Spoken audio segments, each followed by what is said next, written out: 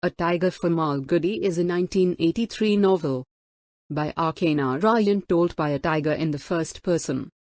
Deeply moving is the attachment of the tiger to the monk, and the monk's care for the tiger. R.K.Narayan consulted with noted tiger expert Kailas Karant on the writing of this novel. Narayan used the myth of Buddha's enlightenment in this particular novel. Plot: the tiger recounts his story of capture by a circus owner. But he never tried to escape. He lived freely in the wild jungles of India in his youth.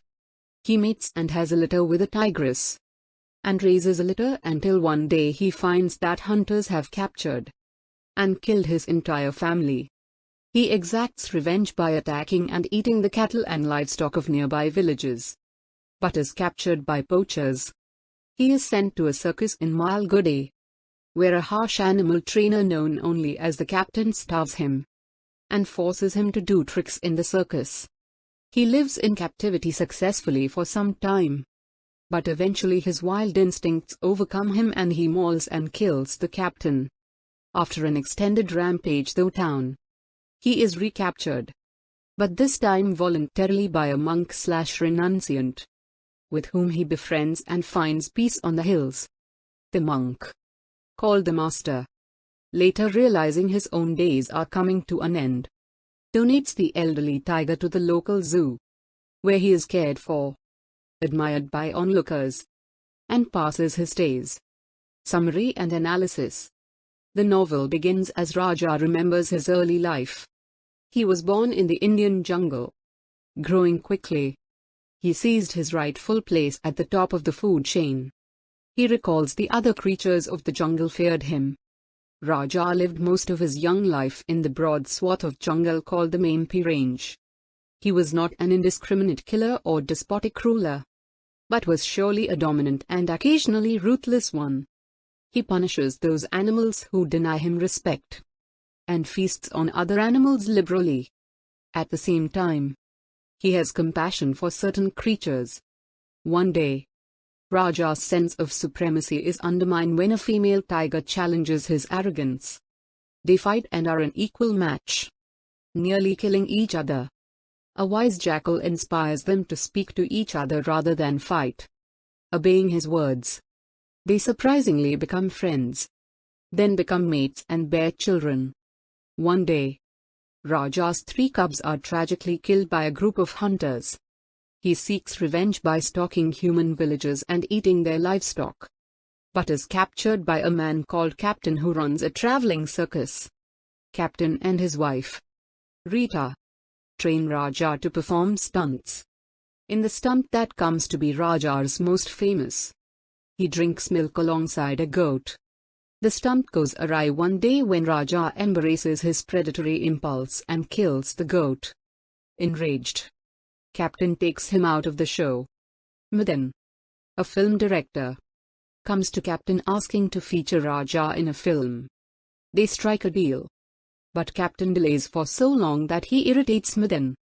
Finally, they start filming.